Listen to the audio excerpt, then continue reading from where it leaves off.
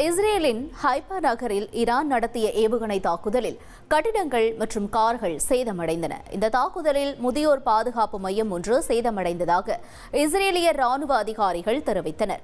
இதனையடுத்து மீட்பு பணிகள் மேற்கொள்ளப்பட்டன. தெற்கு இஸ்ரேலில் ஈரான் நடத்திய ஏவுகணை தாக்குதலில் 9 பேர் காயமடைந்தனர்.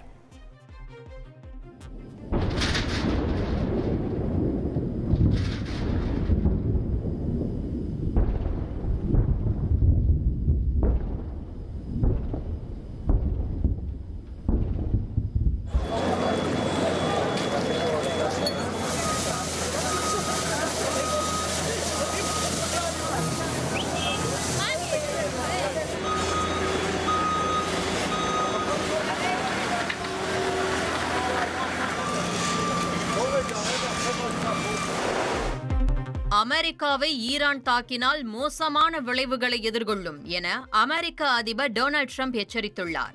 இஸ்ரேல் ஈரான் மோதல் காரணமாக மத்திய கிழக்கில் பதற்றம் அதிகரித்துள்ள நிலையில் ஈரான் மீதான தாக்குதலுக்கும் அமெரிக்காவுக்கும் எந்த தொடர்பும் இல்லை என்று ட்ரம்ப் குறிப்பிட்டுள்ளார்.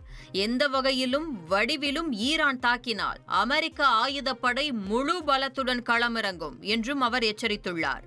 ஈரான் இஸ்ரேல் இடையில் ஒப்பந்தத்தை எளிதாக்கச் செய்து மோதலை தங்களால் முடிவுக்கு கொண்டு வர முடியும் என்றும் அமெரிக்க அதிபர் ட்ரம்ப் தெரிவித்துள்ளார்.